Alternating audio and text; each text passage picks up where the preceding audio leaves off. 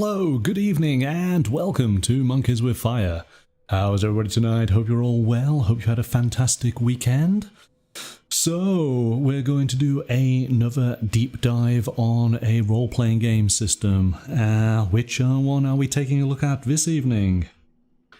We are going to be exploring the Walking Dead universe from Free League Publishing. This game has just launched, and so very excited to delve within its pages and within the starter set to see what there is to discover. Now, of course, regulars to the channel will know I am no tabletop role-playing game expert. I played RPGs back in my college days, so it has been a while, but over this past, 12 months, we've been exploring a whole host of different tabletop RPG settings and game systems, and yeah, it's been a very interesting journey. So if you do have any questions, please leave a comment in the chat or attach one to the video, and I will do my best to answer it for you. Mystical, are you all set and ready to join me? Zombies. Okay, let's bring you on in. Good evening, Mystical.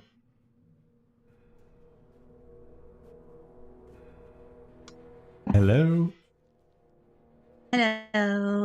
Hello. How are you? I'm good. How are you? I'm very well, thank you. I don't think we can call it zombies. These are walkers. I think that's one of the... That's very true. That's one of the interesting points about the comic book and the TV show. They never refer to them as zombies, do they? So nope, not once. Let's just start off here. Have you watched the TV show? Have you read the comic book? Hi, JD. I have watched the show. I have not read the comic books. Oh, that's fine, because that's exactly the same for me then. I'm obviously aware of the comic books, but yes, I watched the show. I watched... Oh, so have you kept up to date with the show, or did you sort of stop at a certain point? Did you watch the additional shows? I have seen parts of Fear the Walking Dead, and I haven't seen any of the newest one with Daryl. Right. But for the base show, I've seen the entire thing. Okay, so that's it. Well, here you go. It's an interesting sort of crossover. I think I stopped watching the main show, maybe the series once, is it Negan? Once he was introduced? Yes. So I stopped after that series. I thought that might have been, 5 or 6, somewhere around there. And then I watched the Fear the Walking Dead, watched it sort of halfway, and then watched it till, I think, about the 9th series. I don't know if there's a one other series left to watch, isn't there? And then that's it. So I've got a reasonable amount of of hours spent within the Walking Dead universe for sure. Shall we go and take a look then? Yes. Yeah, all right then. So here we go. So we have the core rules and also the starter set. My thanks, of course, to Free League for sending these out to the channel. What we'll do is we'll look through the core rules because that will give us a good understanding of the game, and then for the second part we'll take a look at the contents in the starter set, because in essence it's a cut down version of the core rules, isn't it, with a mission already there with character sheets and maps and all lovely things that we can enjoy discovering. So hello, is that JDW? We were watching back through again and finished the Walking Dead now, doing Fear into season 4. Okay. Yeah. No, I found actually that Fear the Walking Dead, that's my more I preferred that. I really enjoyed it. They kind of retooled the show partway through. And I really enjoyed how they sort of reimagined it. Okay, so we've got a map of northeast Georgia.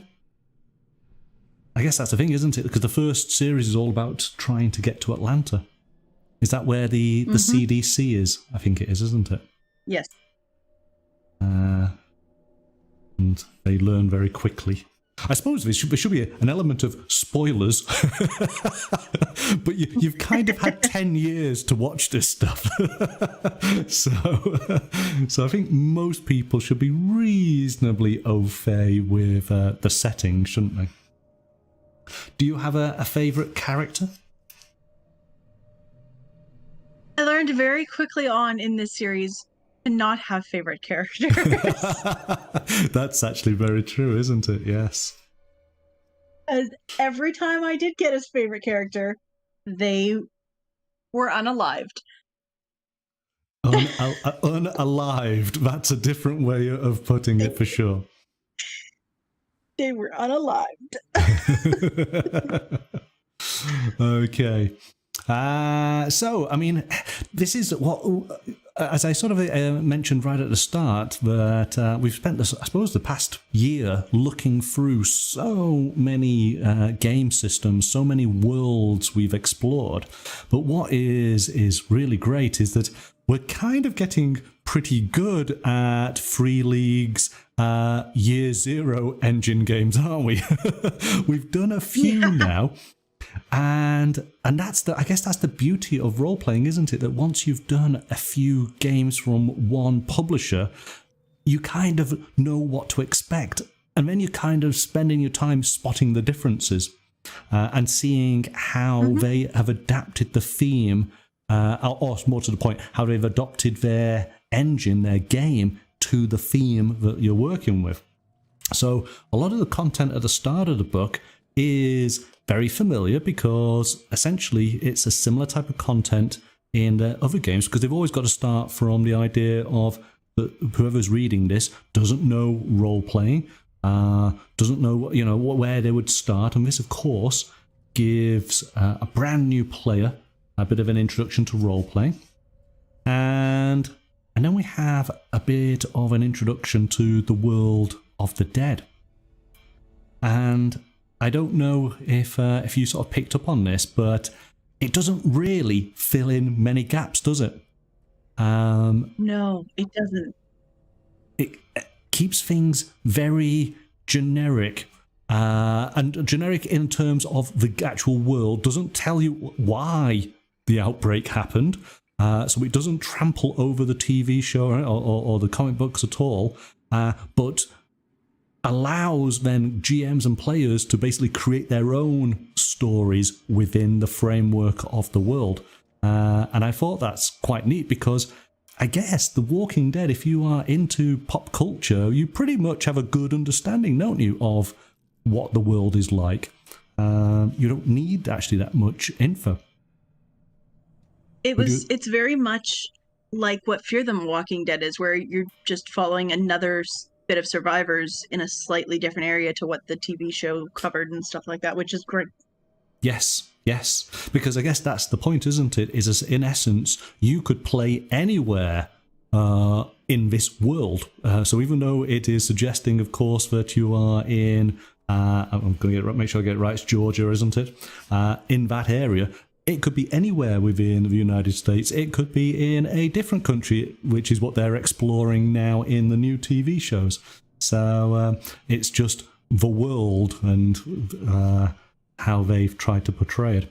So, I mean, we literally get just 2 paragraphs basically on the outbreak. We have a little bit of text on the walkers, on people who are living, which of course you learn very quickly that it's the living that are the greatest threat within this new world.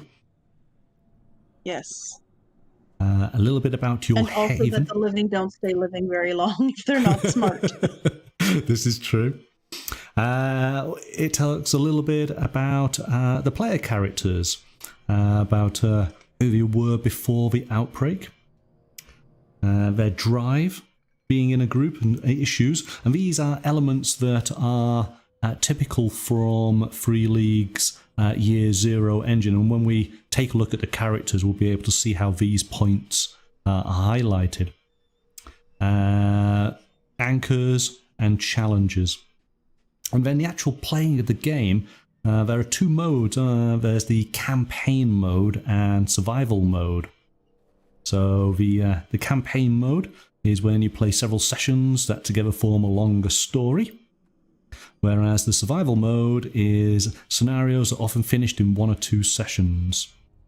And I guess it's a case of, obviously in the campaign, you're hoping that your character might survive for a reasonable amount of time and spend some time building them up.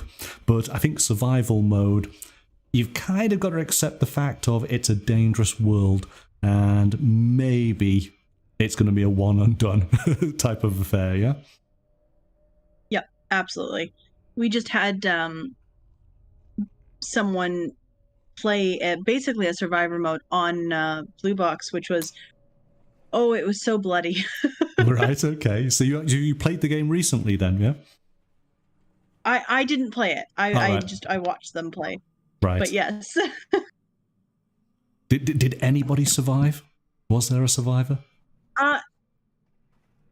Three of the 4 survived. Okay, that's pretty good. That's pretty good. Pretty good. Okay, so let's just look here. The principles of the game. So we've got 6 principles. Do whatever it takes to survive. Death is inescapable. You are never safe. You are not alone. You are telling a story. And fiction comes first. So, again, there is no preset path to salvation for your PC, and there is no way to win the game. That's pretty dark, isn't it? Yeah, just a little bit. That's fine, though, right? All you can do is try your best to survive for as long as you can. Death is everywhere, and even though you can kill individual walkers, there will always be more coming. Your only hope is to build barricades, but they will only last so long. You're never safe, everything changes, there's no permanently safe place. Those who were your allies yesterday may sneak into your camp tonight and take your supplies, or your life. This is a game about a group of people. Yes, absolutely. This is a game about a group of people, not individual heroes. Your PC may die, but you will get a new one. The same holds for other players. The game is played in scenes. Not everything that happens must be played out. Set scenes and play whatever feels interesting. Skip the rest. I like that. I think that's cool. Yeah. In this game, the story is more important than the rules. Never say anything about rule mechanics without first describing and talking about how it impacts the story. I think that's a really good point. I like that. I always prefer the story than the actual mechanics. Sometimes you just need those mechanics, don't you, to facilitate. But ultimately, yes, if you can do it in story, then that's the best way. And it makes it easier for people to stay in character as well if you're not fussing about mechanics all the time. Yeah, absolutely. I mean, I would much rather describe how my character is going to overcome a situation than spend 2 minutes describing my stat values and what role I need to achieve to do the same. I think others would appreciate the narrative discussion more than the maths behind it, yeah? Absolutely. So here you go, pushing and stress. So we do have, obviously, the dice rolls in here. It does go through. So basically, our characters are going to have a number of attributes and skills. We are looking for 6s on each of our dice rolls. A 6 is a success. Most times you'll need one success to achieve what you want to do, and it will go into a bit more detail. So if you fail your roll, you get the option to try again. This is called pushing the roll. It must be done immediately after the initial roll is failed. So every time you push, you take 1 point of stress. The stress is represented by the stress dice. For each point of stress you have, you add a stress dice for all skill rolls. Stress makes you more focused, which can be helpful but also dangerous. And so messing up, if you roll one or more ones on your stress dice in a skill roll, the stress of the situation has caused you to make a mistake. You've messed up. Messing up generally means that you raise the threat level one step. You have, for example, been loud enough to alarm a walker swarm or failed to notice a walker until it attacks you. So you can use your stress, but there's chances of messing up. It tells us a little bit about dice rolls, about how the d6s are being used, and then talks about double high, double low. So what happens in the game is sometimes decided by the games master rolling dice. For instance, the player characters encounter a swarm of walkers and need to randomly determine its size. If this happens in a situation where guest master thinks it should be more likely to either get a high or low result, they may choose to instead roll double high or double low. That means rolling 2 dice and going with the highest or the lowest outcome. That's interesting. I don't think I've seen a game do something like that. Have you experienced that? I don't think so. Not in anything that we have explored so far, and definitely not something I've played in. Yeah, that's different. But it's very much. It kind of feels similar to like advantage or disadvantage. Right. Okay. Just this has your it has a choice though, right? Whereas you either are doing it or not, and the games master decides this. Right. Of course, the book has got really evocative artwork all the way through of the usual high standard that Free League produce. I always like their style of this kind of... It's not watercolour, but it's got that sort of splatter effect, and they seem to do it on all of their games. Certainly the more recent ones, because it's in the Aliens game, it was in the Blade Runner game. This one has it as well.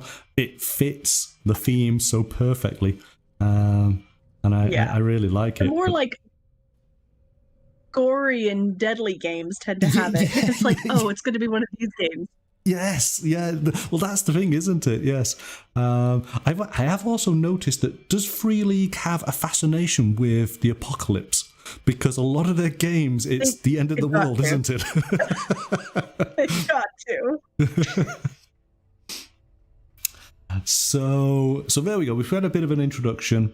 So chapter 2, past and present. It's giving players and the GM a little bit of the flavour of what the world was like and what has now happened. But again, it doesn't go into too much detail on actually how and why the apocalypse and the outbreak actually happened.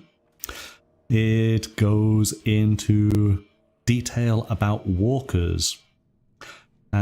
So at the start of the outbreak and during the months that followed, walkers were indeed seen as real-life monsters, horrifying and unnatural, causing dread and panic in everyone.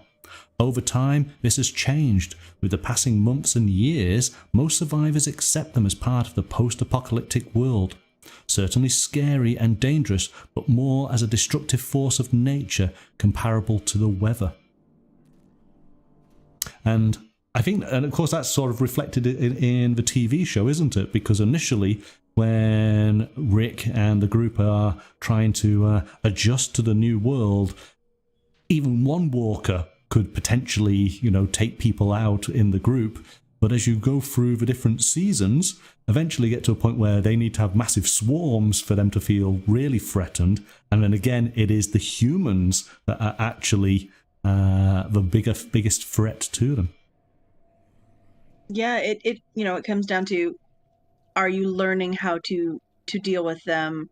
Have you realized, no, you don't have to panic around them necessarily. You just have to kind of keep ahead of them and all that, right? So yeah. And it gives us a little bit of detail here. So it tells us about the needs of walkers, final death, the transmission of the, I suppose the what was it? The undead, undeadness, the awakening, their activities, their senses, and how they've changed over time. But again, it's doesn't go in massive amounts of detail. It's enough for you to know as players that the dead have risen and that they are in this world. Where it's here, it does talk about it being located in the United States, but of course you could place this your game in any country. We then go on to people. Those who've survived and why people are trying to survive. So again, just giving us lots of interesting insight into the world of The Walking Dead. And we get to chapter 3 then, which is the actual creating a player character. And this is now very, very familiar territory for us, isn't it? Yeah. So what do we have? We have 11 steps. We choose an archetype. We choose a name. We choose an issue and we choose a drive. So these are like 2 new points. We distribute 13 points amongst our attributes. Distribute 12 points amongst our skills. We choose a talent. Choose our gear. Define our relationship to the other PCs. Choose 2 anchors. And then describe your starting haven. All right, so we know what we're doing. Let's take a look and see what we've got. I will come back to some of these points. We'll jump straight away and take a look at these archetypes, to which we usually play a little game here trying to work out what each of us have chosen. I think there's going to be 8, maybe 8 or 10. So let's take a look. We got the criminal. Somebody who had broken the law prior to the outbreak. Because, of course, this is what the character was pre-outbreak, isn't it? Yes. Their key attribute is strength. Their key skill is close combat. And what really defines each archetype is their talents. So they have a threatening posture, a fixer, and fights dirty. And then we have it broken down into, we have a couple of suggestions of issues, of drives, items for gear, and relationship to other characters. We have the doctor, whose key attribute is empathy, key skill is medicine, talents are emergency medicine, doctor-patient hierarchy, and seeing it all. The farmer, which is strength, force, and then their talents are tracker, tough as nails, and living off the land. The homemaker, which is strength, endure, innocent face, back against the wall, rather die than break. We've got interesting little titles on these, haven't we? The kid.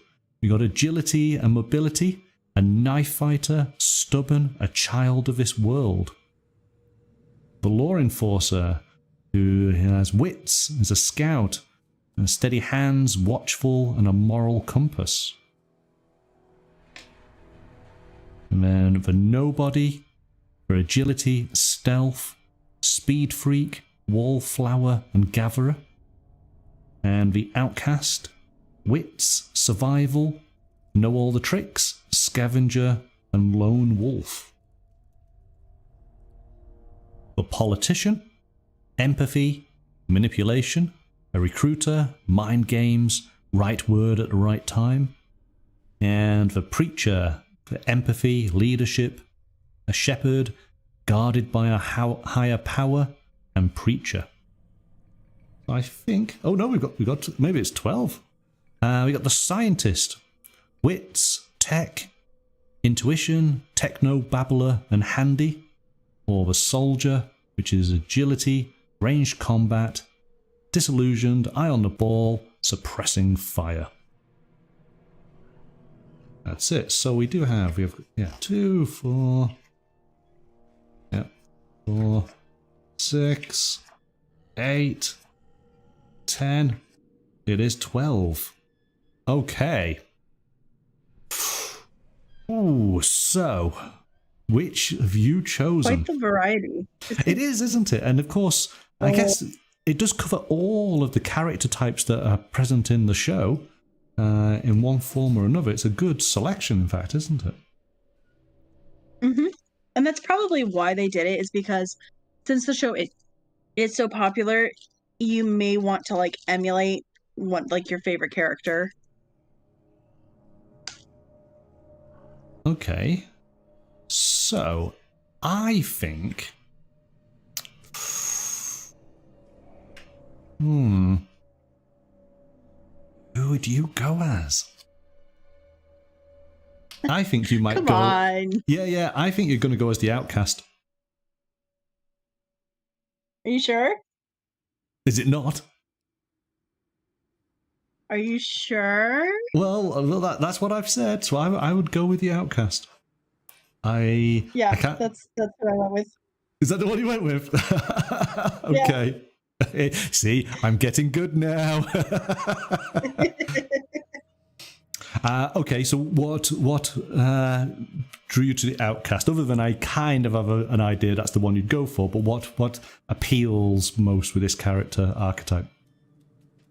I like the overall feel of the character. It feels very much like my comfort zone type of character. Right.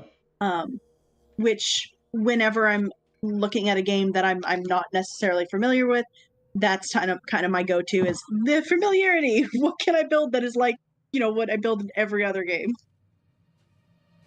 I kind of saw the outcast as a kind of a roguish sort of character. Yeah? Okay. Okay, yeah. So at least I was kind of right on that one.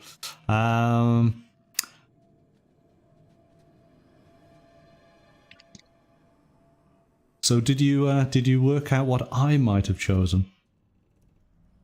I honestly thought you might go for... See, the politician could have been one. The law enforcement, or even the preacher was something I thought of for you. Interesting. I can understand. I think the politician would be a lot of fun, especially if you are reasonably self-serving. You could kind of you run with the party, but actually maybe you've got a little bit of a hidden agenda going on. But actually, I went for the outcast as well. Did you? Yeah, because I kind of, well, as you've probably picked up, I like the ranger kind of character. And I thought, okay, I could see this as being a modern day ranger. So, yeah, I went for the same one. Which is interesting. See, the other one I thought of was the homemaker. Ah, okay. Yeah. I mean, of course, just because you've got a bow and arrow, I guess any of the characters potentially might pick the equipment up, mightn't they? So, these are just sort of, examples. But yeah, I think this is a good selection. Okay, so we'll skip back.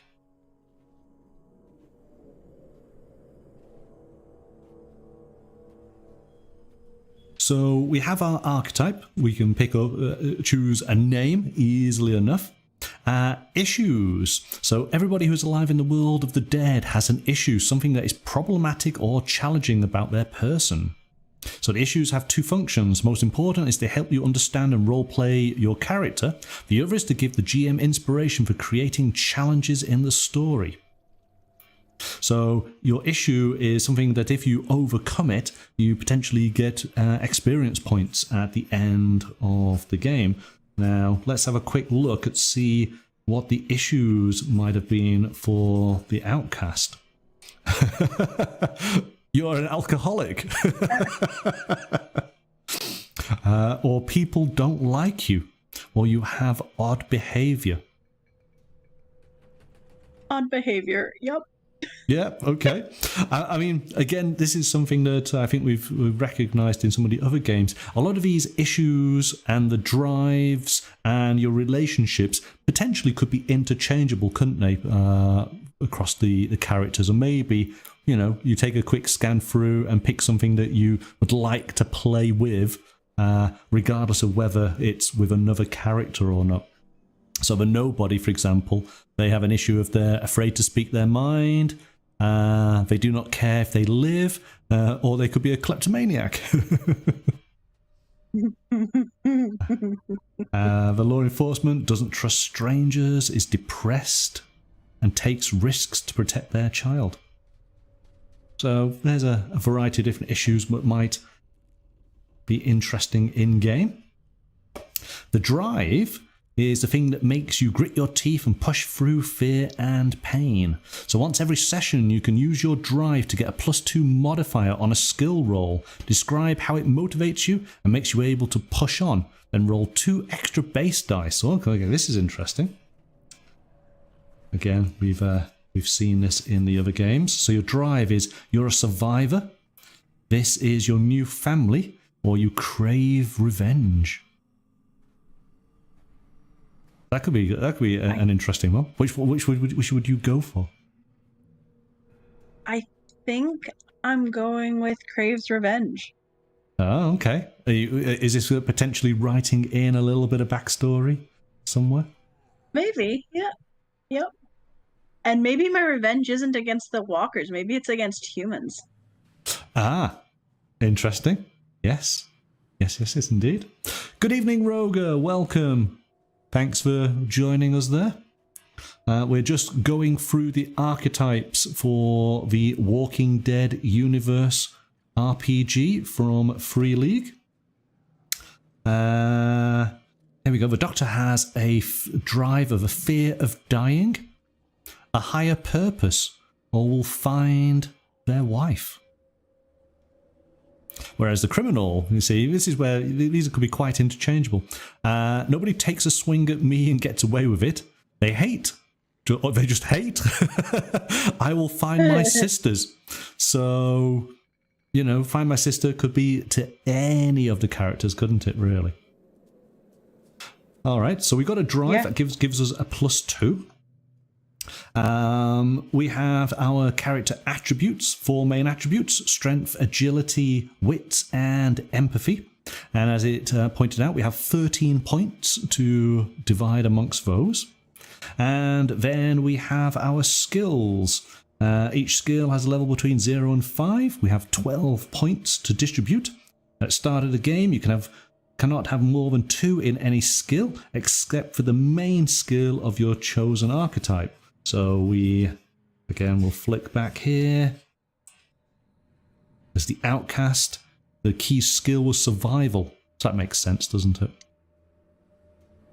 So you can have up to 3 points on that. Talents. So we go. Talents are tricks, traits, and abilities that can benefit you in various situations. They affect your dice rolls. So we'll take a look at talents in a bit. Anchors. So this is stress and anchor. So this is something unique to the game here. So you have 2 people in the group who are important to you. In game, you can interact with them to relieve stress. An anchor can be somebody like a friend, a lover, your parent, or your child. One of the anchors is always an NPC in your group, and the other is always a PC. You can never have more than 2 anchors. But if you lose them, for instance, or they get killed off, if they become mad at you and tell you to stay away from them. So that's the only reason why you get rid of them. So, just quickly summarizing here. Because, of course, you're going to be building stress during the course of the game. And I just want to find here. It does say handling your fear. Here we go. So when you play, bad things will happen and your PC risks being pushed beyond their limits. At the end of each session, the GM will go through a list of breaking points on the next page. Yep. So if any of these things happen during a session, you need to handle your fear. So if your anchor gets killed or disappears, an anchor turns against you or leaves you, you kill or brutally beat someone who can't defend themselves. My goodness, what's happening in this game? You are broken by damage. You have, at some point during the session, accumulated 5 stress. So remember about when we do the dice rolls, if we push and we get a 1, then we potentially get a stress point, don't we? Something you built or struggled hard to achieve, such as your haven, gets destroyed. So these are all breaking points. And you need to roll to handle your fear. So if you try to handle your fear, you roll as many dice as either your wits or your empathy allow. +2 for each anchor who's still alive on your side. If you get at least 1 6, it's successful. You manage to handle your fear. But if you fail the roll, you are overwhelmed by fear. Roll on the overwhelmed table to see what happens. And I think that's on another page. But it doesn't tell us where the overwhelmed table is. But I'm sure I saw that talking to your anchor, spending time with your anchor, actually reduces your stress level, doesn't it? I think I might have read that later on.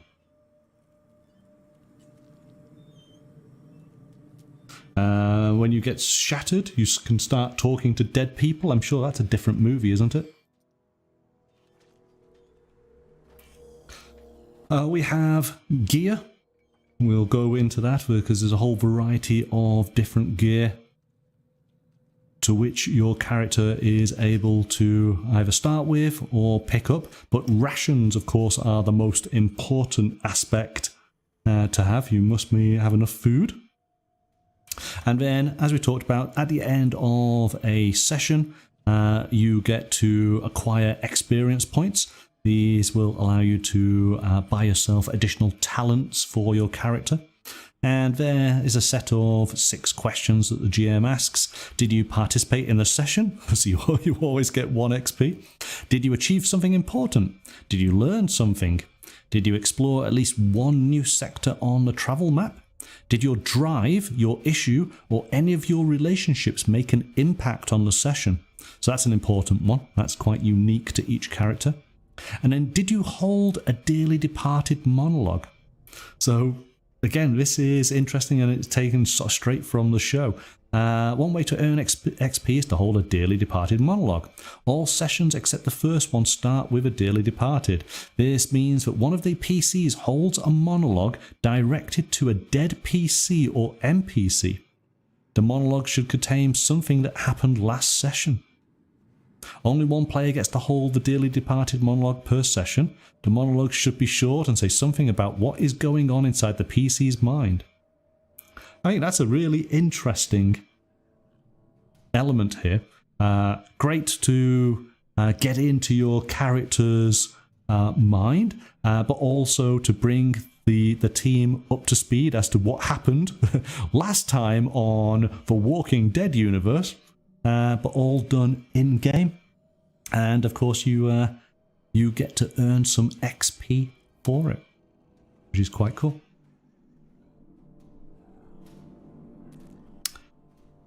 So what we have here is we have some NPCs in the group.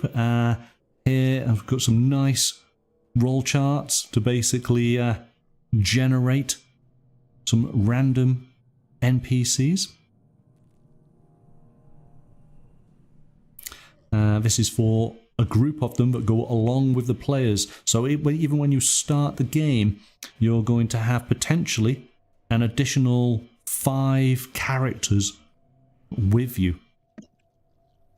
And these are all different manners. So this particular group here, we have a teacher, a screenplay writer, a kid, a boxer and thief, and a farmer as part of that group.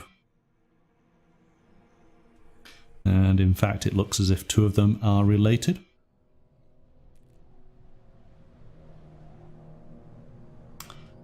And your haven. That's okay. It's all right. So your haven, here we go. Here's something to think about. So of course, even though we are venturing out into the lands surrounding Atlanta, we've always got to have somewhere to come back to call home. And it gives us some ideas. A bus on a hill, a factory, a villa. But I think we can probably create our own. So what would you make as your haven? Where would be your safe place? Oh, I feel like we talked about something similar to this when we did a different game, because I think something like an amusement park or a zoo even would be really good, because you have, yeah, because the zoos, you know, you've got all that security kind of already in place, and you have different facilities that are kind of within your compound already to just kind of work with. Yeah, I think we did. And you'd have access to medicine, because all zoos have some sort of veterinary office within there. True. The thing is, you would have some medicine. I guess depending when the game is taking place, are the animals still in their habitats? This is true. Yeah. Because then you have food. Well, you do, I mean, in some instances you have food, and in other instances you are the food. It depends. Well, I don't know. You didn't see later on into the seasons of The Walking Dead. So of the show. Right, okay. I mean, I know that their havens in the show, there was a farm, and then they ultimately went to a prison, because of course that's a really secure facility, isn't it? Yep. We've obviously had a shopping mall in other zombie themed movies. Well, they eventually got a little, was it a walled sort of estate, you know, a compound area? Yeah, it was like a gated community type of thing. Yes, that's it. That's what I want. Yeah. Yeah. So they've had quite a few, haven't they? There was more, because you do, as you get into the show, you see more like other people and that are thriving. Right. And just one of the people has an animal with them that would make food of you, but because this person saved his life and was actually his handler in the zoo, it stayed with him. I think I know what you're referring to. Yes. Yay! Yes, I've seen up to that point, so I do know whom you're talking about. Yeah, no, I think there's quite a few interesting locations that you could possibly go for. I think they were certainly in a hospital at one point. I think some characters ended up there. A hotel. I mean, there's all manner of locations that you possibly could try and secure, couldn't you? Mm-hmm. And I think the best ones are ones that have some of those facilities and security measures already in place, because it's less work for you. Yes. Roger's just saying a mall. Yeah, that's a good idea. I think I've seen TV shows where it's kind of one of these out of town sort of Home Depot, you know, the huge warehouse kind of stores that seem to do everything. So you've just got one location. Yeah, big car park area all around. So there's actually, you know, good lines of sight. So that might be an idea. It's good that we've all thought about where we would go when the apocalypse happens. You got to have your contingency plans ready. I don't know. Okay. I'm right by an army base, so I could go there. Yeah, I guess so. You know, potential munitions and weaponry. That's all good. That's all good. So we've got using skills. We talked a little bit about the failed tests and the pushing the rolls. I think this is an interesting stress factors. These are examples of situations that will give you a stress point. So pushing a roll, okay. Not getting enough food and water. So, okay. Being attacked by walkers. Being shot at. These are all okay. Being framed for murder. When did this happen? Suddenly things are accelerating. Being rejected by your lover. Killing another human being in cold blood. Seeing someone in the group get bitten. Seeing someone in the group broken by damage. Being broken by damage. Being bitten. Yes, I think I would be suffering from stress with most of those things going on.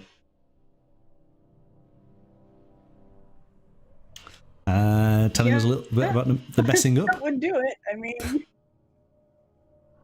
it would, wouldn't it? So, going into a little bit more detail on the skills list here, but what we're going to do is the talents. This was what I thought was quite interesting. So let's jump to the Outcast's talents, because you had 3. And these are unique to the different archetypes. So, knows all the tricks. You can use stealth instead of manipulation when you lie. So, scavenge. You can scavenge and roll survival and get +2 rations for each extra success instead of +1. And the lone wolf. You can have yourself as one of your 2 anchors. That's a really interesting one. So helpful. Yeah. And it can be really helpful too, because your anchors are people who are important to you. So in a game as deadly as this, to be able to only have one of that, so that if something happens to them, you take less mental stress. Yep. Yes, and also I think we'll find it later on, because I did see it, that if you spend time talking to one of your anchors, you can actually get rid of all of your stress. So in other words, for the Outcast, it basically is, I need to just talk to myself for a little bit. I need to be alone, give me some time away, and I'll be fine, which is perfect. It works so well for that character. So I think that's quite cool. It could also backfire so easily too, though. Oh, go on. Well, think about it. So like if that's your thing, if you, let's say you lose your other anchor and now you only have yourself. Yeah. What if, you start talking, because, you're playing as your character, you start going through this, you start talking to yourself to try to calm yourself down and relieve some of the stress, but that stress kind of piles up, and rather than following like a positive train of thought, it's more self-deprecating. That's interesting. Yeah, it did actually have a little section. Let's just click back. Oh, you see. It had a section. So here we go. When you're shattered, talks to dead people, sees dead people, thinks the walkers are alive, protects one special walker, wants to die, emotionally shut off, involuntary rage, paranoid, obsessive compulsive behavior. So don't become shattered. It just makes me think of one of the characters from the TV series. Yeah. Okay. That's good. That's good. That's the idea. Let's pick another character. I don't like it. It's a child. Oh yes. Yeah. You know who I'm thinking of now, right? I think so. Yes. Yeah. Let's take a look at the homemaker's talents. So innocent face. They get a +2 on manipulation when they act innocent in front of a stranger. You make someone believe you were weak. Back against the wall. When you fight against all odds and the enemies seem to be winning, you do +1 damage on all attacks because you fought back. And rather die than break. Once per session, after rolling for a skill, you can choose to lose 1 point of health to get 1 extra success on that skill roll. You need to be able to explain in the game how you are damaged in a situation. You sacrificed yourself for a higher purpose. So I really like these talents. These talents are quite cool and really do make your characters more unique than what the archetype sort of set you off with. We do have general talents as well, so you'll like this one. Animal Companion. You have a pet that you can rely on once per session to get a +1 on a dice roll where it is evident that your pet is of use. So potentially you could have a massive tiger if you wanted. Eagle Eyes gain +2 to scouting when you're trying to spot danger in a new sector. A Herb Collector. A Health Nut. Marksman. Martial Arts expert. Pack I like Mule. Ice in the Veins. Oh, okay, let's have a look at that one. Ice in the Veins. You do not take stress when you are attacked by 1 or fewer walkers, single attack. Ah, okay. I think that fit, especially like if for the build that I'm thinking of, like with my character, that talent just fits in, especially if you do the lone wolf talent as well. I just realized I'm basically building Daryl. Yes, you are. Yes, we'll. I guess that's the point, isn't it? Everybody will have a favourite character from the show and then want to build their version of that character. Daryl is kind of one of the most popular characters, I suppose, isn't he? But you can make Daryl's my mother-in-law's favorite. He was never mine, though. Right, okay. Where do we find... So... Because you do gain stress. Stress. Where's the stress? I'm gonna find the stress. I think it's back this way, isn't it? Yeah, you gain stress from actually just engaging with zombies, because of course that makes sense, doesn't it?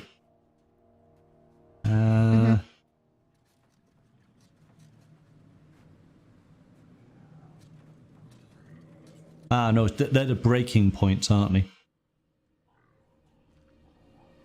Yes, when you acquire 5 stress. So stress is mainly... I will have to double check on where stress comes on. But typically if you fail your rolls is a cause for stress. Okay. But it's not just failing a roll. It's also like if you're taking up time like to make a decision and things are getting... like walkers are getting closer to you. You can take a point of stress because instead of having... 20 minutes now you have 10, now you have 5. The longer you take to complete an action and do that, you can also gain stress from that. Right. Oh, here we go. Pet Keeper. You walk with chained living walkers. You get +2 to stealth when you're trying to get past walkers this way. Name the 2 corpses that walk with you now. Bill and Ben. Oh, actually, that's a very British naming convention. What 2 names would you have for your walkers? Oh no, I don't know. Oh gosh, I'd probably name them something stupid and ridiculous because it would make me feel less scared, like Dr. Cuddles and Mr. Muffin.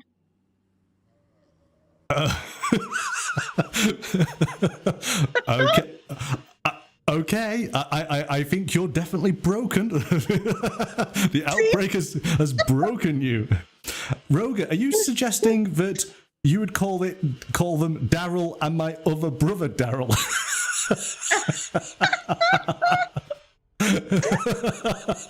It's fantastic. Is that the same name for the 2 guys? I love it. Oh, what about one green eggs and 1 ham? I do not like them, Sam. I am. There you go. Roga, I like that one. Daryl and my other brother Daryl. Daryl 1 and Daryl 2. Fantastic. Okay, so moving on from our zombie walker companions, chapter 5, combat and healing. So we have duels, but this is actually talking about combat between living, and that's I've got to make sure I phrase this correctly. It's living characters, isn't it? Living a PC and an NPC that is living. Because as we sort of it's not. See, careful with using NPC because it can be a PC. Oh, it can be. Yes, no. This is true. This is true. Yes. So it's a living opponent. A living opponent. Yes, it's probably even easier to go that way, isn't it? So we have rules on that. Then we have brawls where several people are involved. Again, living peoples. So we're escalating up with the size of who is getting engaged in this. We can have some details then on the damage and healing. And I think you have, I think I'm right, it's 3 hit points, isn't it? Once they're gone, that's it. Now, we do have, so when you're broken, you suffer a critical injury. All critical injuries give you a penalty. And of course, we've seen this kind of table before, haven't we, in all of Free League's games. Oh my goodness, it is pretty awful. We go from simply being winded all the way up to being disemboweled or having a pierced head or an impaled heart. To which... So, we had one in the game. They rolled a 65, which is the pierced head. Yes. And they ended up with it was that they lost their balance and fell backwards onto a buzzsaw, which cut the head in half. Oh, okay. So... Unlucky. Yeah. And we did have somebody lose an ear. Oh. And a leg, their part of their leg below the knee. I did see a video where it was suggested that you might want to have created 2 characters when you enter one of these games, so that you can always have a backup. Because yes, there's a high chance that your character may have some type of accident. And in some of these, only the basic ones might give you a penalty for a couple of hours, but most of these go into days and weeks and months, and then, of course, they are terminal, aren't they? So, yes. So, yes, you're not coming back from some of these. No time soon, anyway. So here we go. Relieving stress. This is what I think I was talking about, wasn't I? So social interaction. So when you have a social interaction with another PC or NPC, you can relieve 1 point of stress. The interaction could be short, maybe only a couple of sentences to clear one's head. Whereas meeting your anchor, if you spend an hour or more with one of your anchors, you relieve all stress. This can only be done once per session. And so typically this is played out as one short scene where you get to talk to your anchor. But for the outcast, I'm just going to step outside and have a cigarette for an hour. That's all the outcast needs to do. Oh, that's it. That's all I need. Okay, so again, as we'd assume on this, we talk about other hazards. We've got explosions and fire and poison, because it's a dangerous world. There is normal diseases, flu and pneumonia and SARS, because we're living in a world now where there is limited medical resources, isn't it? So I guess even the most basic of diseases would suddenly become very dangerous very quickly. I mean, this could even go back to just you get a cold. Yes. And it could be the end of you. Yeah, no, definitely. We haven't quite reached that point in the book yet, but I thought this was interesting that your time setting, where in the Walking Dead universe is your game taking place. If it's right at the beginning, just after the outbreak, then of course all these walkers are terrifying, but you've got access to essentially all the medicines, all the food, all the water. It's still on the shelves. But if you leave it 5 years down the line, those resources are no longer going to be available because they've all been looted by the survivors. You're less intimidated by the walkers themselves because you've survived for 5 years, but resources are scarce, and it's the survivor element that is now the greater threat. I thought that's a really interesting element to the game. And it also becomes, if it is later on down the road, were you able to get a haven, or was it taken away from you? Or, is it very established and you're actually taking people in? Or, there's lots to go off of based off of that time period. Yeah, absolutely. I mean, it would certainly make for a very, very interesting campaign, wouldn't it? Of maybe every couple of sessions counts as a year, and maybe you work it through into a sort of a 5 or a 10-year story, and the GM lets you jump up several steps. So that could be quite an interesting experience. Yeah. So we've got a variety of different weapons, and of course, we can take a look at some of the illustrations here and go, oh, I know that baseball bat. Know it so well. And we have a crossbow there, of course. Vehicles, because again, at the beginning part of the outbreak, getting hold of a functional vehicle is reasonably easy, but of course all that noise will attract walkers.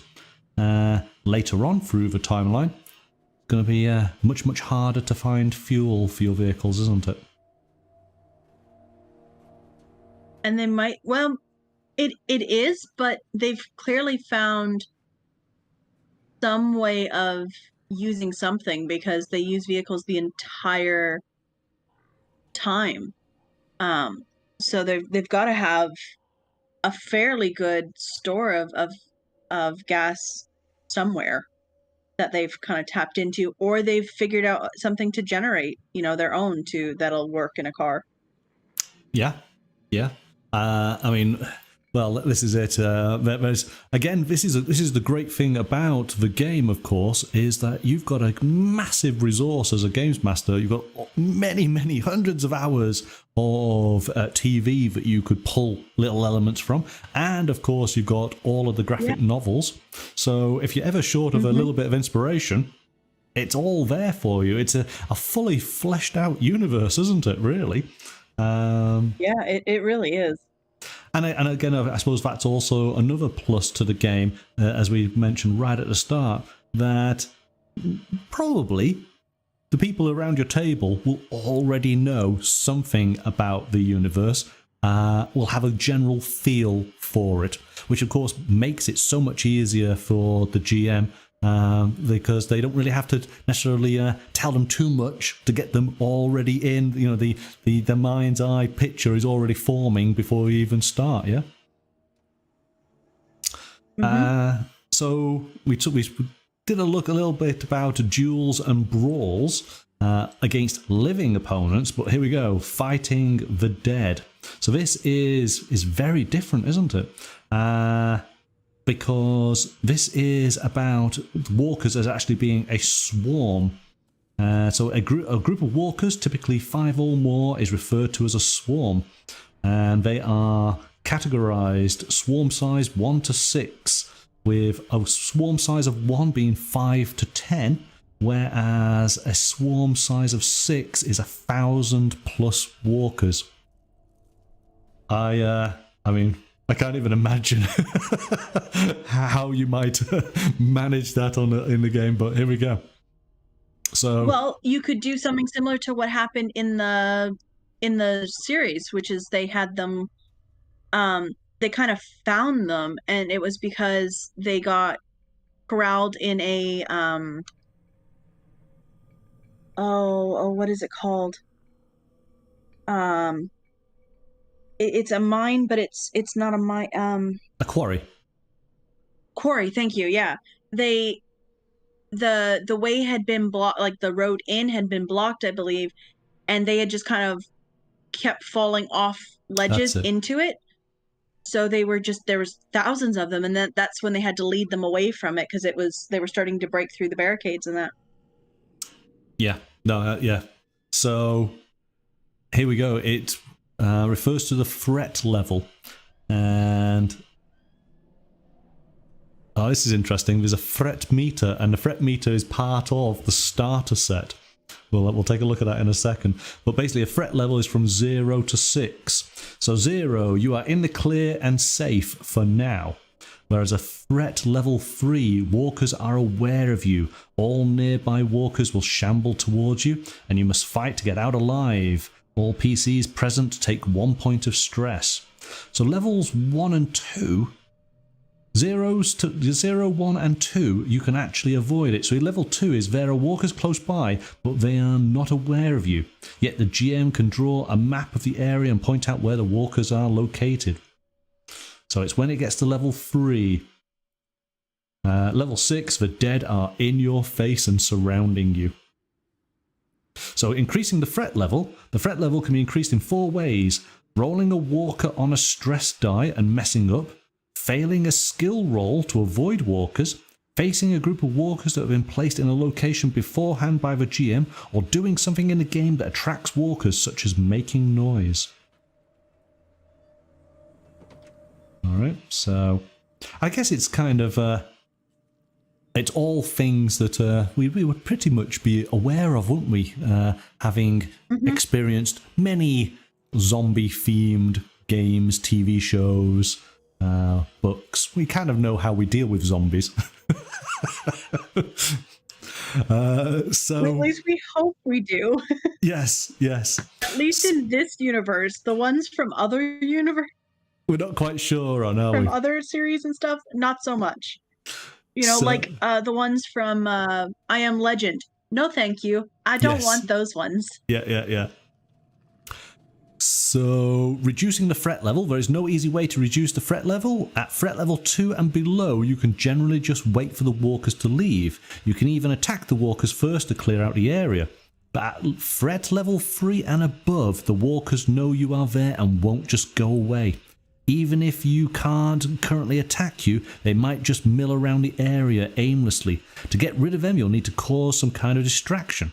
Describe what you want to do, and the GM will decide what roles, if any, are needed to lure the walkers away or direct their attention elsewhere. So again, this is very, very cool. This comes straight out of the TV show. You've got to have inventive ways of make some noise over here so that you can escape being trapped in the back of this ambulance over there. Walker attacks. A single attack is used when you attack or are attacked by just one or a few walkers. If you want to determine the exact number, the GM can roll, but it has no mechanical effect. A single attack can result from you messing up on a skill roll. So here we go. One roll. A single walker attack is resolved with one skill roll by you. You can roll for any skill that makes sense in the situation. So, whereas there was lots of rules in regards to duels and brawls with other living opponents, actually dealing with the walkers is... It's... what's the word? It's kind of abstract. It's an abstract because they are not essentially the main threat. As it said right at the beginning, it's a force of nature, isn't it? More than anything else. Yeah. So, essentially, you've got to justify what... skill would make sense to attack this particular walker. If you are successful, then you've defeated the walker. So during combat, if you suffer a single attack while already in a brawl or duel, you still get to make a roll to avoid it. Does not count as an action. So success, if you succeed, you've killed the walkers, hidden from them, or in some other way stopped them. This doesn't mean that you are safe, however. You could still be barricaded in a room with walkers waiting outside. So if you fail, here's the fun bit, roll on the walker attack table all of this. This might mean that you take damage or that you die. Oh my goodness. So, an 11. They come after you, but you got away. Take 1 point of stress. So, taking stress might be the most basic thing that happens during this encounter. But, as you can appreciate, it gets so much more. One of your fingers gets bitten off, and the infection from the bite spreads into your body. Your only chance to survive is to amputate your hand within D6 minutes. Take 2 points of damage. I mean, what happens if you don't have a knife or well, if you don't have a really sharp blade, what are you going to do? You're going to have to like gnaw it off, or so, how do you get rid of your hand quickly? Well, and you're probably with people, so chances are someone has something. But if you really didn't, there is so much destruction around you. You could absolutely find some sort of metal that you could, use. Oh, yeah, okay, going queasy. Okay. Ugh. Yep. Moving on. Don't play with me, because I'm not going to play nice with it. Moving on. It's going to be gritty. It's going to be very grim, isn't it? Okay. Oh, yeah, just talk about amputation. Oh. Yep. Oh, no, not good. Not good. But this is interesting because, if you're going to try and take your hand off, you're going to lose a lot of blood. The shock is probably going to make you unconscious. So let's see what it says. So in some results on the walker attack table, you must amputate a body part to survive. The person who's cutting off a piece of you must make a medicine roll. Both of you take 1 point of stress. Whether the roll is successful or not, you take the critical injury, severed limb. But if the medicine roll is successful, the injury is not lethal, as indicated on the table. Should the skill roll fail, the injury is lethal and handled as normal. I think I'd be ended up taking more than 1 point of stress. I think I'd be taking quite a few. Yeah. I suppose that's where maybe, because we want our characters to survive. Again, it's about the story, isn't it? So the fact of... Monkey spent the next 3 days unconscious, having blacked out from sheer pain.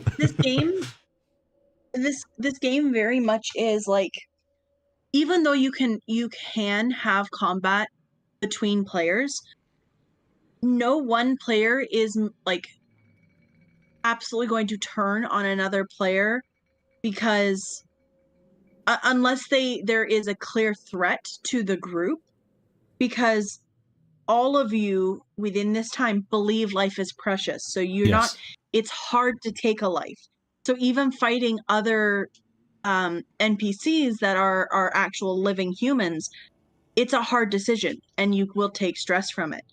None of these choices are made lightly. Like this, that's what makes this game so gritty and so real, is that it's not just like, oh yeah, I'm gonna shoot them. No, that's gonna be your last resort. Your first resort is going to be to try to negotiate and talk down and run away even.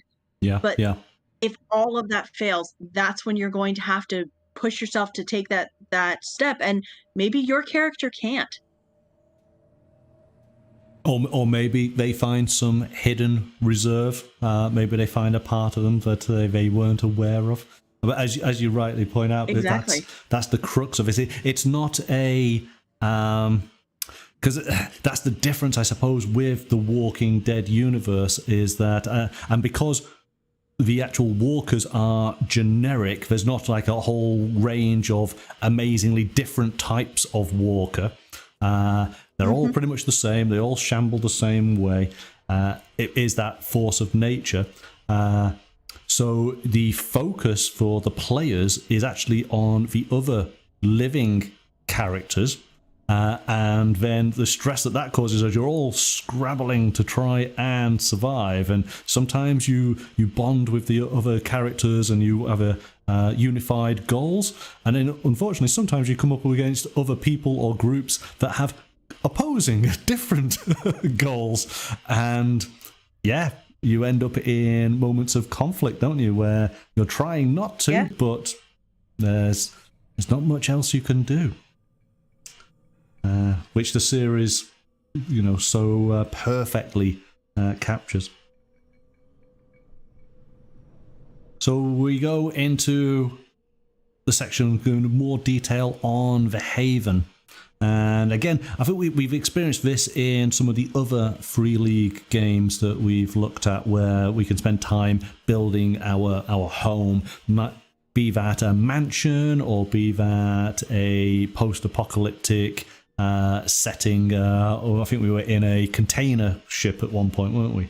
Looking at some of the ideas. Yep. So, but this is interesting that the Haven essentially has two elements. It's capacity, how many people it can store, and running out of food for the number of inhabitants that it's got, and its defense value, because of course there are potential incursions by swarms. But your Haven can actually have issues you're having to deal with. And I think it's in this section where there is a known issue, but then there's also a secret one that the GM can just sort of drop on the players at some point.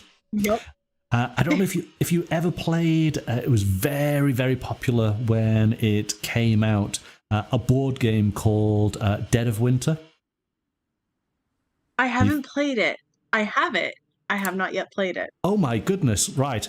Dead of Winter is the Haven. It's so well done. So as soon as I saw this section, I instantly thought of that game. Essentially, you're working together as a team, trying to keep the zombies from overcoming the Haven with all these issues that are occurring. But of course, as always, there is a traitor in your midst. So as much as you're trying to all work together, there is potentially somebody in there who is trying to scupper what you're all trying to achieve. And I thought this is the role-playing sort of side, of that game. But I like some of these issues. So what do we... I take back where I would have my Haven. Oh, go on. Where are you going to have it then? I'm going to go to an island. An island? Yeah. Well, I suppose, yes. Finding yourself a boat but of course, traversing whatever volume of water you're going to have to do. I mean, that in its own right is going to be treacherous, because most of us are not experienced sailors, are we? I know how to boat. I know how to do it. Well, it depends. Is this going to be an inland sea area, or are you actually going to go in the sea to the nearest island? Well, I mean, technically, if I was going based off of Georgia, technically it would be ocean, right? Because if I went down to Savannah, they are seaside. So yeah, it could be that, but there are enough islands that you could just happen on, that you could clear out space, you could grow stuff, and still be close enough to go get supplies when you needed them. And depending on what ports you're near, you'd also have cruise ships available. Yeah, but again, it depends. Gosh, yeah, you could have a cruise ship, but surely wouldn't a cruise ship be just full of people? Not necessarily. No? I was the first one there. Yeah, I mean, yes, having some large boat would be definitely helpful. And in fact, I think in one of the series, they have a boat for a period of time. But yeah, again, and depends on the island. There was oh gosh, I'm trying to think of the TV series Midnight Mass. I'm not quite sure where that island is located, but it's I think it's off from New York. For some reason, I want to say that, but it's a small enough island that everybody knows everybody, and there's not a huge amount of space. It's like a little village on an island. So that's kind of the size you want, because you don't want it too big, because if it's too big, there's too many people. And that being the case, it's nearly as bad as being on the mainland. So yeah, it'd be interesting. But this is I mean, there are also areas though that are islands that are not like people don't live there as well. So yeah, this is the interesting thing of trying to find where you would go. How what's safe. It gives us some additional examples of havens: an old schoolhouse, a rooftop apartment, and then of course the ever popular shopping mall. Roger's saying top of the St. Louis Arc. I remember that in a TV show. But the problem is that if you get to the top of that, what happens if something goes wrong? How do you get out? That's the problem with a rooftop apartment. It's so high up. Is it safe? How do you bug out? How do you protect yourself when you're closed in? Yeah, it's not good enough just being secure. You've always got to have the contingency of what happens if it all goes wrong and being able to get away quickly and easily. At least with an island, you have less of a worry of walkers. Yeah. Yes, depending on the island, I guess, doesn't it? Yeah. We're gonna have to find your perfect island. Okay, well, here we go. So it then talks about going on runs, because of course it's all well and good having your haven, but you'll need to go and find resources, and this is now moving around. We're going to have to open up this starter set, aren't we, and taking a look. So we've got some rules on that. Rules for the GM on actually running a game. I'm going to be careful here because I don't want to hit about the actual campaigns or the session that's actually in the book. But ultimately, everything the GM needs. Bringing in NPCs and animals.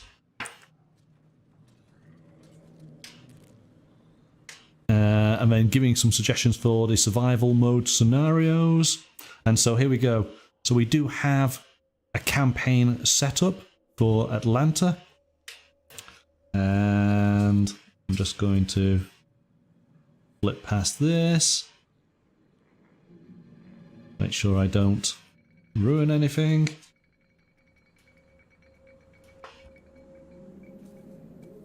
And then we do have an appendix here at the back. Oh, that's something I do want to point out. Where is it? Let me just find it, because I thought this was really good.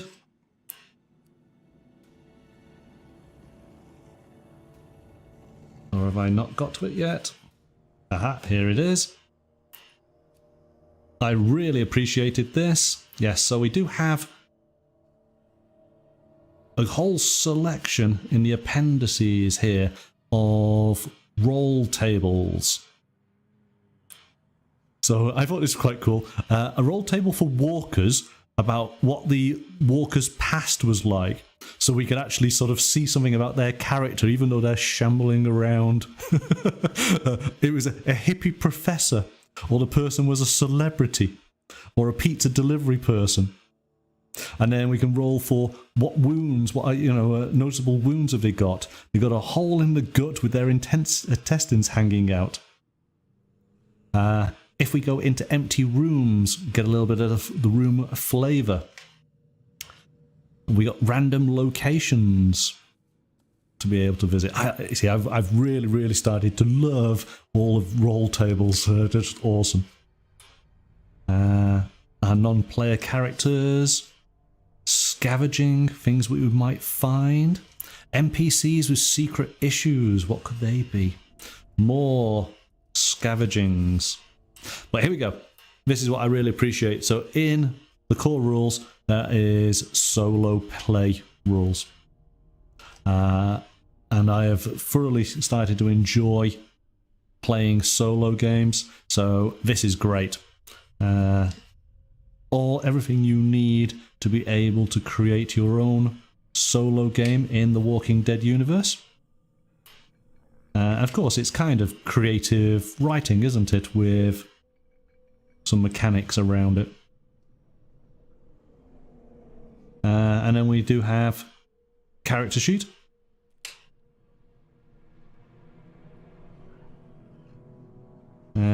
Sheet for the Haven, and then a challenge sheet for the GM, along with the travel log. So that's... Aren't the sheets so, like, I think they're so pretty. The way they're set up. I don't know why. It's because I like all the different, like, compartments you have for each thing. Yeah. Everything has its own place, and it's very, like, lined out. You're not looking at going, oh, well, where should I put this specific thing? Where should I, it's there.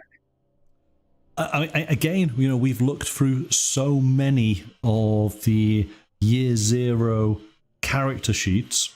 I think this is probably one of the cleanest ones, isn't it? I get they essentially do cover a lot of the same elements. Yeah, I would agree. And obviously, they have to redesign this similar sheet time and time again. You'd think they'd be running out of ideas by now, but they seem to keep on bringing out a new design that just effortlessly brings everything together. My only niggle, if I was going to say one, is they unfortunately don't have space for doing a portrait. I've kind of got into a point where I do appreciate having a little box to basically put my little photograph of my character. And that's my only little niggle, which is a shame. But there we go. Because as you've seen, that's the only niggle. Yes, exactly. Yeah. Yes. It's not a bad niggle to have, is it? Okay, let's take a look then inside the starter set. So obviously we get this wonderful box here. We get a little catalog that details all of Free League's games. It's always handy. We have dice. We have our ordinary dice and our stress dice. I'll show you some of these in front of the camera. Let's get a handful. There we go. So these are all bespoke dice. Again, if you're rolling a 6, that means it's a success. If you roll a 1, then potentially you're going to roll a stress dice. We have those as well, to which rolling a 1, bad things happen. Alright. It did mention... What I like about this is you don't have to have these dice to play the game. You can roll regular D6s, which is always nice, because it's hard if you have to have specific dice sometimes. Yes, I mean, and again, that's another thing that's going for the Year Zero engine games, isn't it? Is it's all D6 based, and typically, if you're a gamer, you've probably got loads of D6s waiting, in the wings from all the other games that you may have got. You just have to have them in different colours. Especially if you play Warhammer. Yes, exactly. And even the threat meter. So this is a nice... I'm sure you've probably seen this type of thing before. This is a dial. This goes round. You basically have threat level 1 to 6 on this. Again, you just use a D6, don't you? So you don't need to have it, but it's a nice addition. There you go. So, what else do we have? Let's bring it all out. Oh, it's not going to come out, is it? I was looking at this before, you see. There we go. There we go. We'll put those there. So then, we have the rules. Again, as we have seen in other Free League starter sets, these are an abridged version of the core rules that we've just taken a look through. So a lot of this will look very, very familiar. It's essentially everything you need to know to be able to play the game straight away. It just lacks the aspects of being able to sort of delve deeper and further. But it's enough for you to get started. You've got those critical injuries and hazards, we've got your weapons, we've got fighting the dead, and then tips for the GM. Alright, so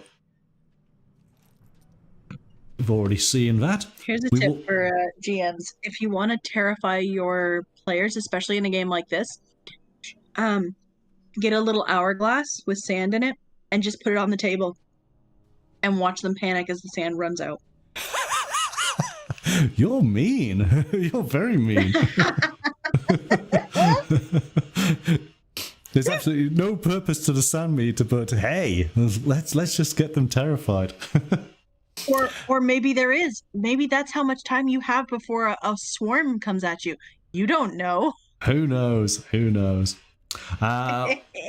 We're not going to focus in on this too much, but this is the scenario that is part of the pack. It is the Wolves' Den. It is a survival mode scenario. Okay, so we'll leave that for people to discover. We do have some characters from the TV show. So I'm sure that you will recognize these. Yep. Done in the Free League art style. Oh, that one hurts. Yeah. So again, it's always interesting to see how the game sort of visualizes characters. Obviously, on the backs of these, there are all the statistics. So you can see how they would be interpreted.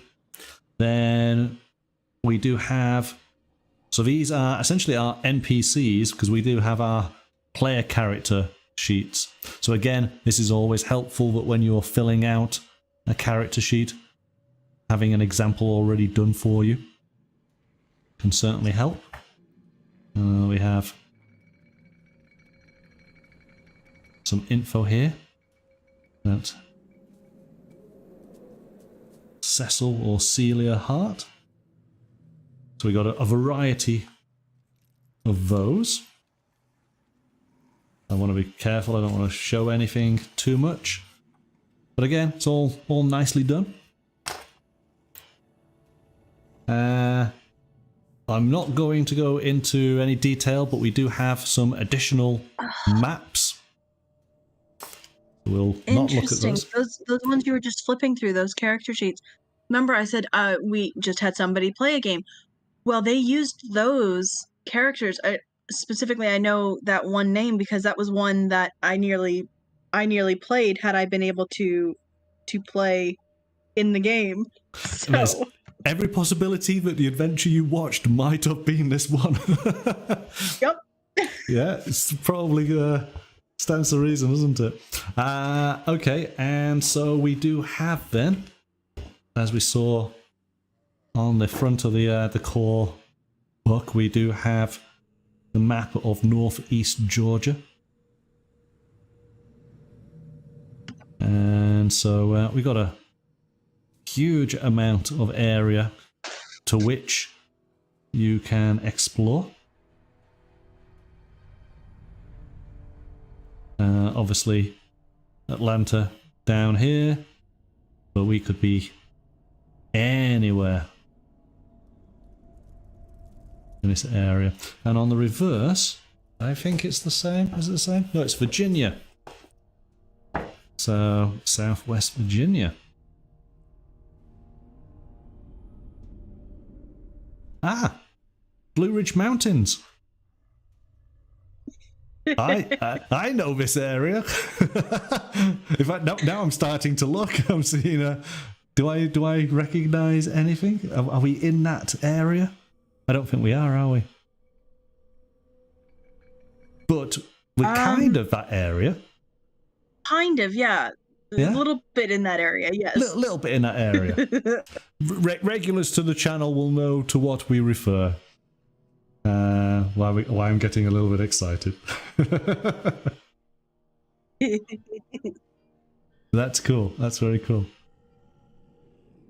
Gosh, that would be an ultimate mashup, wouldn't it?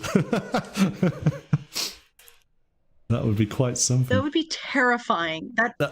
I don't want to survive that. Just take me now. Kill me. Let the walkers take me. That's a very, very different game. So, well, there you go then. That is hopefully a good overview then of everything within the Walking Dead universe, both the starter set and the core rulebook. Yes, I like it. I like it a lot. Actually, having sort of gone through, I believe that as much as we've got really strong elements of the Walking Dead TV show in this game, it's actually a really, really strong zombie game. And I realised I don't actually have a zombie game. So even if you weren't... What's a zombie? Exactly. Yes, exactly. Yes. But that's the thing is, I don't have one. And this game depicts an experience, a realistic experience with the walking undead. And on top of that, we've got a very, very, very popular IP that most people are aware of, which packages it so effortlessly together because it is the Year Zero engine, to which I feel reasonably comfortable with. And it's a very accessible game system, I think, from my sort of experience with it. It's an easy one to get people into and to teach and to build their characters up and to play through. What did you think then? Oh, I absolutely agree. It's a very, I don't want to say simplistic game, but like in terms of being able to like know nothing about the game itself and just jump in, it's so friendly to do that. Yes. There's not a whole lot of rules that you have to learn. There's basically what I said, you need to play your character as if you know that all life is precious. Killing is going to be your last resort. It's going to be hard. It's just stuff like that. As long as you can keep that in mind, there's really just no limitation to jumping in and not knowing the game mechanics. Yeah. Again, that's the thing, I suppose, most people do understand what a walker is, or a zombie. It's probably one of the easiest genres to actually go into, isn't it? Because, essentially, the undead have risen, you're just fighting to survive and to stay alive. And there you go. And everybody kind of understands that. Then if you are a fan of the TV show, then there is, of course, so much to gain from that as well. Potentially bumping into characters from the show, or going to locations, or just, as we discovered, creating our versions of the popular characters that we've enjoyed watching. So there's lots of little meta rewards in the game, isn't there? Yes, yeah, absolutely. It's so much fun. It's such a good game to explore, and like you said, especially if you are a fan of the show or the comic book series, this is just more for you to dig into. Yeah. But again, as we said right at the start, Whereas some games, we found that they have so much information, they are a massive resource to fans of that particular property because you can learn so much more about that property. This doesn't actually tick that box, which is on purpose. No, don't come looking for that. Yes, exactly. So I'm just going to pick an example here just because I've been looking at it recently. But the Dune role-playing game, there is so much information about Dune in that game. Yeah, to which if you've read the books, it enhances upon it and round the sides and fills lots of things in for you. So there's massive amounts to read. And this is the other end of the scale. But done deliberately on purpose because they do not want to. It's not that they're giving away, it's just there is no answers. But that's the point, is you just having to deal with it. So yeah, it's nicely done. And that's part of the struggle of playing in this universe, is that your characters, part of your drive is to find that, not just to survive, but figure out why this happened so that it doesn't happen again. So they can't give you those answers. Yeah, I think that was also the part of wasn't that the first season? Because of course the natural thing of you could well imagine that any character in this world is, okay, how did it happen? Why did it happen? How do we reverse it? And that was the, spoilers, the end of the first season is there is no answer and there's no turn coming back from this. And that completely changed everything. It was more than just there is no answer. It was that there is no cure. There is no. It was inside. The big thing that you get from it is that it's already inside everyone. Yeah. So that was the big thing, and then, it's like, okay, so there's no avoiding it. It doesn't matter if you're bit or not. You just have to not die. Not die. Yeah. And if you do die, make sure you put a bullet in the head to stop the brain. Yep. Yeah. Good stuff. We will certainly revisit the Walking Dead universe to basically create characters, because I think this will be a lot of fun, given that everybody does understand the world. So this will one that we will put down for a future show. So start thinking of what type of character you would want to play as in the Walking Dead universe, and we'll go through the steps together and try and create your favorite character. Excellent. Okay, so there we go. That pretty much wraps things up. Tonight's show. So that was The Walking Dead Universe from Free League Publishing. Now, tomorrow evening, we are going to be doing one of those character creation sessions. Something that we've been teasing for a little bit of time and getting very excited about. We are not excited at all. Nope. We are going to be creating fairy tale characters using the cipher system from Monty Cook Games. So if you would like to create your ideal fairy tale character, go and join the channel's Discord, !Discord. Check out the role-playing game channel where there is a character sheet that you can download and print, and then join us tomorrow evening from 7 o'clock. We will be using the supplement We Are All Mad Here for the cipher system so that we can create our fairy tale characters. Oh, goodness me. Oh, goodness. I'm assuming you've already worked out what your character is. Maybe. Maybe. Okay. I've spent a little bit of time, just a little bit, working on mine to at least have an idea before I go into it. But of course, you know what I'm like. I will change it as we go along, I am sure. Oh, yeah. Well, and chaos might ensue because I remember last week Sarah was saying she might be able to join us on Wednesday, so...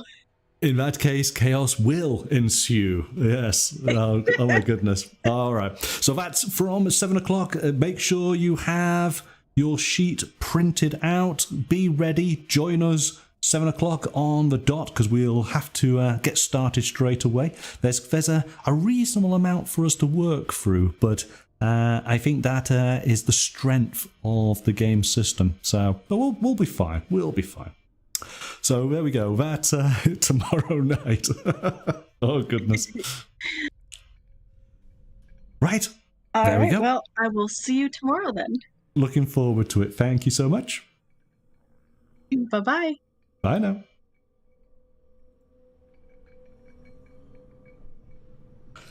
So there we go. Our thanks to Mystical and for everybody in the chat for taking a look at the Walking Dead universe from Free League Publishing.